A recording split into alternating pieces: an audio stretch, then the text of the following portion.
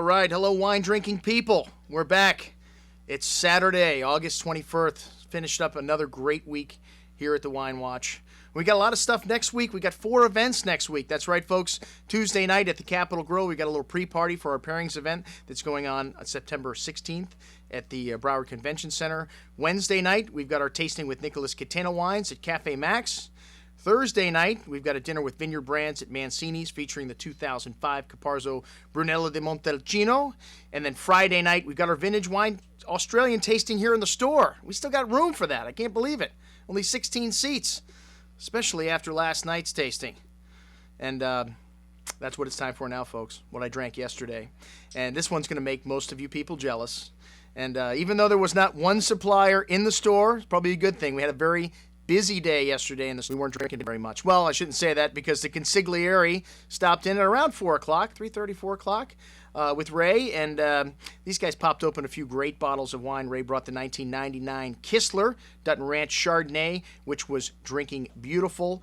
We've had a chance to drink a lot of older Kistlers, and I haven't had too many bad experiences with Ray's wines. Even though he likes his Chardonnays pretty old, this one was still drinking very nice.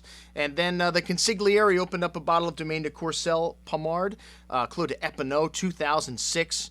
2006, as I have mentioned before, an outstanding vintage for value in Burgundy. Maybe not wines you want to keep for a long time. This is a wine you'd normally set aside for 7, 8, 9, 10 years or more, drinking beautiful yesterday. Lovely black cherry, black raspberry fruit. Pommards tend to be a little bigger. They're from the Côte de Beaune, not the Côte de Nuit, and tends to be a little bit more full-bodied, a little more tannin, and this wine was definitely showing Pommard-esque qualities yesterday, and some lovely earthy qualities, some mushroom qualities to that, and a little bit of new oak also. All right, well, last night was our vintage Bordeaux tasting, and this is one of those tastings that I just put on because I have all these great wines in the store, and some of them, man, it is time to drink, like the 1949 Pichon Comtesse de Lalande. But we're going to have a warm-up wine, all right? Here at the Wine Watch, we like to get things started slow, all right? So when you're doing a Bordeaux tasting, to me, you need to show the white wines of Bordeaux, one of the greatest regions for white wines in the world. Well, Bordeaux kind of covers all the bases. They don't make sparkling wine, but everything else. The Smith-O-Lafite Blanc 2003, a great vintage for whites to drink young.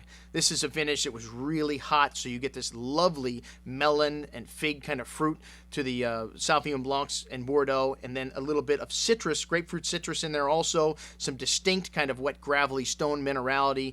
This wine still very fresh, very nice. I don't think you need to drink it up anytime soon, but like I said, 03's great choices for whites to drink young. And then we had this incredible selection of Bordeaux. As I mentioned before, starting with 1949, this is a bottle I got from a boat captain. It was actually brought onto a ship by some billionaire that rented the boat. He flew it on his private jet. And this bottle, as you can tell, looks new because it was recorked at the chateau, something you can only tell after you pull the cork out. This is the cork. It says right on it. It was recorked in 82. And unfortunately, it looks like they put a bad cork in because if you look at the top, some of the wine had ridden to the top. It was a little bit wet, but the wine was still fabulous last night. Lovely red currant and red cherry fruit, dried floral notes, and still had this great freshness. One of the things that old wines need to age more than anything else is acidity. And this wine, still after you swallowed it, had that lovely acidity, that freshness that leaves your tongue salivating for food. And this lovely spice box and dried cigar spice on the finish too.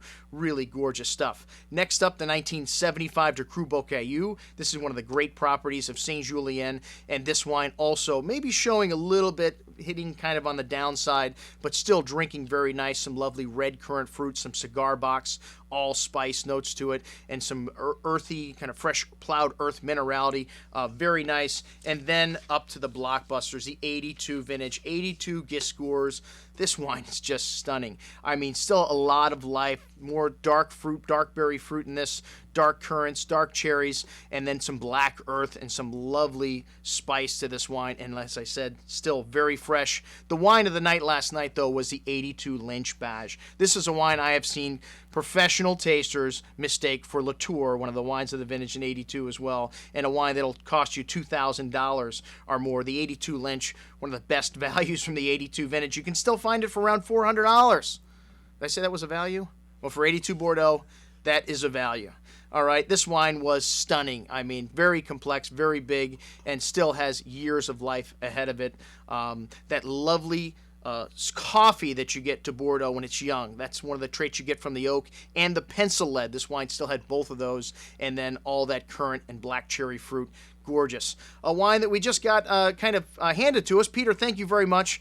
This wine was fabulous. One of the great things about this job, I just pinch myself, is occasionally we have people bring me in wine and say, here, we just want you to test this and see if it's good. Well, Angelus is one of the top properties of Saint Emilion in this 83. Well, Peter, you got perfect storage, man. This wine was in beautiful shape, even though kind of before the era when Angelus was elevated, 96 through 2006, I believe, were the 10 years in Saint Emilion. They can elevate you to the next level up in quality if you show 10 years of your wine at a very high level. And this was before Angelus was elevated, but it shows why Angelus was elevated. The terroir here, excellent, even in a vintage like 83, which was a very good vintage.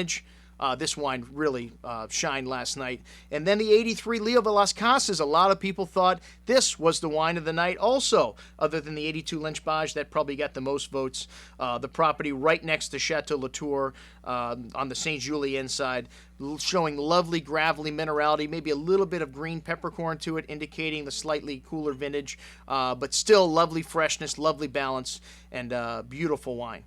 Okay, next up, the 1995 La Mondat. Oh, I'm sorry, I can't miss the 85 Côte d'Estrennel. That was one of the, to me, one of the best values in Bordeaux, the 85 vintage today to buy. This one we had on the show for $180. You can't buy the futures of Côte d'Estrennel for $300 today. So one of the great values, and like I said, this was a wine I wanted to drink. It's the last bottle I had. Still showing some hard tannin in this wine, 85. Even though they're drinking nice, they still have got legs. The best value to buy right now in the 80s is the 85 vintage.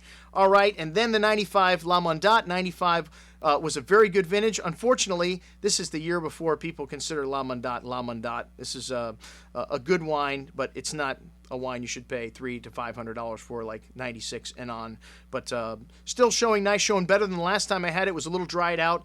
Today you're showing some nice sweet tobacco and dried leather to this wine, and a little bit of harsh tannin on the end, which would lead me to believe that maybe it's not going to go very well for this wine in the long haul. Drink it up now if you got it.